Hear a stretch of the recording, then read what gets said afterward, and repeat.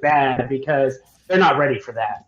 Yeah, and frustrated. It's kind of like, hey, I'm going to wipe out all the people because they're immoral. But you know what? I didn't tell them what morality was. I didn't tell them what they should do to be moral. How does that follow? I mean, that's what kind of just God? How is that? How is that merciful? If God doesn't tell people what's moral, what's not. Please. If I can reply. I can reply. Okay. Well, I think God is communicating these ideas, and not just the Ten Commandments, but communicating more profound ideas than just the Ten Commandments through the historical progress. I don't think the message of God, what he's trying to communicate, is final. If we just look at the Old Testament, or if we just look at a particular passage or a particular chapter or a particular book, I think we have to look at the whole totality of what's going on here. To condemn slavery, maybe they wouldn't have been ready to hear that message.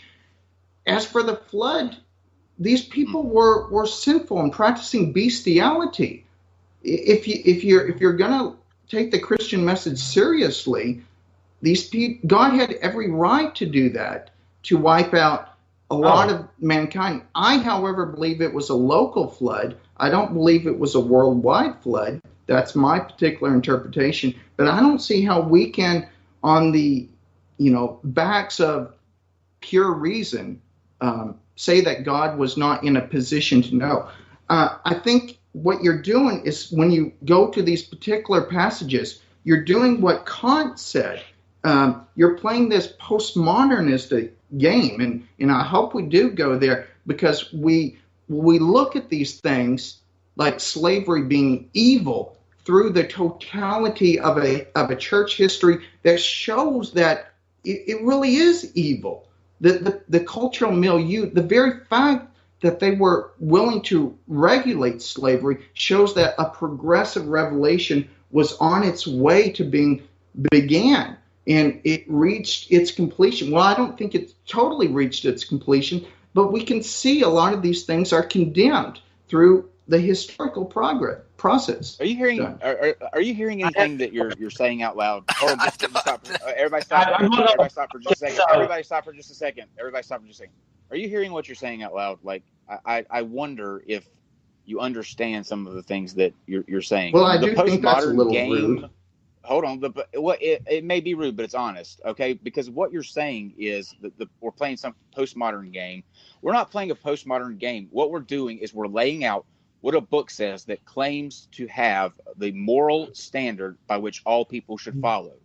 And it seems to me that when pointed out that things like slavery existed and God condoned it, you can't bring yourself to admit that. You can't. Listen, that's what I'm saying. You will run around a bush and chase some backwards theory about what it means. When I think you're trying to convince yourself now.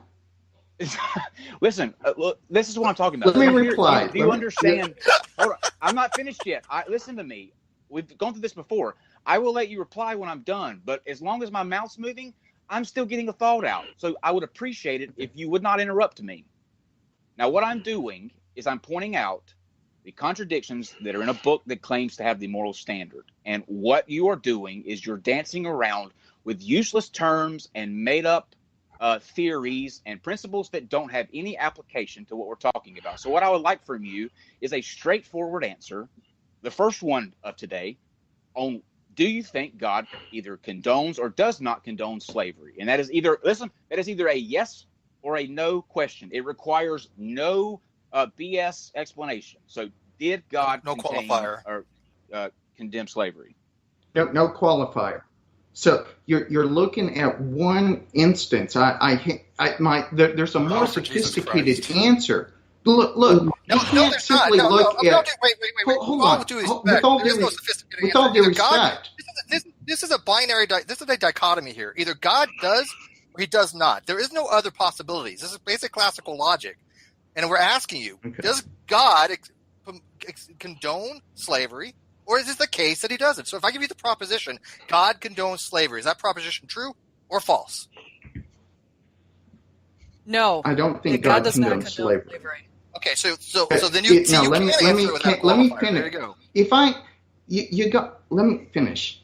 If you look at the whole historical process through what progressive revelation is, that was the best that they could do with God working with their limitations of knowledge and their limitations of speech and what they were ready in a position to understand.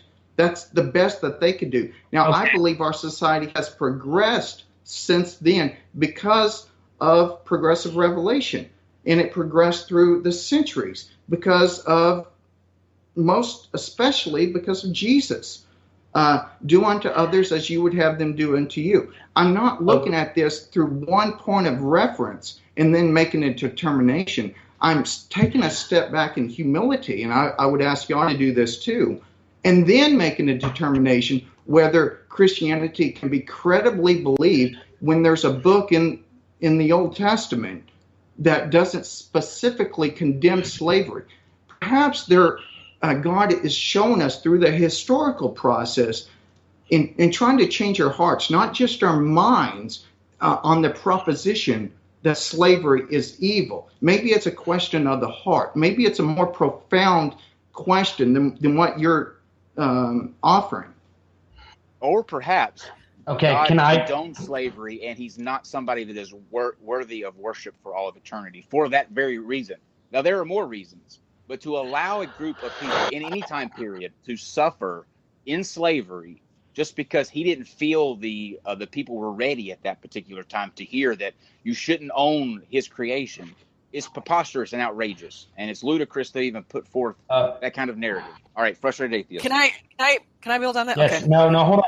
No, because I've been waiting here. Okay, so I have 3 questions. That's it. 3 questions. Is your God all-knowing, all-loving, and all-powerful? Yes, I believe so. Is your God where we get our morals from? Yes, he's a standard against which we judge morals. Okay, so with those 2 questions answered in the affirmative, then what you have now is a God who back then could have said, knowing how everything is going to play out, because he's all-knowing, he could have said, hey, guys, owning other beings is wrong. This has nothing to do with my point of view and where I sit morally-wise. This has everything to do with the fact that this God is all-knowing, is all-powerful, all-loving, and so he can, and he's also where we are supposed to get our morals from. And he says, no, you can own slaves, but this is how you're going to do it. Instead of just flat out saying, slavery is morally wrong, do not own slaves. Can I build on this? I want to repeat something. Yeah, go ahead. I want to repeat something that you said, Joshua, because I think that one of the points that Joshua was making, I don't think that it really I think that you guys might not have realized what's going on. So one of the things he was pointing out is in society back in those times, the Bible is a historical textbook that basically gave us a history of what happened back in those times. And in societies, in all societies, the major societies, including in places like India and China, all over the Roman Empire, all through history, they were using slaves. So for God to basically say, to regulate that practice, it was a very common practice, and it was the foundation upon which they built their economies. It's awful. Yes, I agree, because we can look back at that with our in a historical lens, and we can judge it against the atrocities of antebellum slavery. But it's okay for money. But I also wanted to clarify something else. People who were slaves back then oftentimes did this upon themselves. They decided that they wanted to be a slave under someone for a while to be able to live. They were given quarters to live in and that kind of thing, and they would work for a while, and then they would, after 7 years, they would that's not necessarily slavery. But no one decides. You don't decide to be a slave. You're confusing indentured servitude with slavery. Come on, nobody says, "Hey, I'm going to be your slave." That's a whole no, it's actually in the Bible. Hold on. I'm trying to find every explanation other than what's staring us right in the face, and that is that he condoned slavery. Yeah, I agree. I think what's staring you in the face, I think you're simplifying it to such a degree. And that's why I don't think you're seeing the complexity and the nuances of this issue. It is simple. Because it can be simplified. Yeah, but SJ, I mean, granted, if you're using the argument that after 7 years, if they're giving a wife and they had kids, and they'd say, okay, you know what, I don't want to leave my master. I love my master, and I will stay with him, and they drive an awl through their ear and tack him to the door, and they can keep their kids, because if not, if he leaves, the wife and the kids stays with the slave master, then at that point, if you want to argue they're still being a slave, I would have to still disagree, because that's coercion. Yes, they're saying, yes, we will still be a slave, but under duress. And that's still, to me, slavery. Would you agree?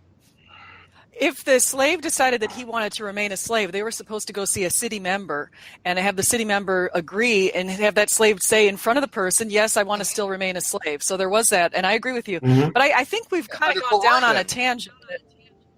But I think that we're going on a tangent here. I wanted to say one last thing with respect to your idea of regulation and condoning something. And that was what Jesus did in the New Testament when the Pharisees basically asked him, they said, well, what do you think of divorce? Jesus said, unless there's examples of someone cheating on somebody, that divorce is not allowed. And he said, well, then how come you allowed Moses and, during Moses' time, people were able to get divorced? That didn't mean that God ever condoned divorce. That means that God basically offered a way to regulate it. He did not like it, but he basically said that because the way that the hearts were during Moses' time, God granted them the ability to divorce. So, but the issue is, if I can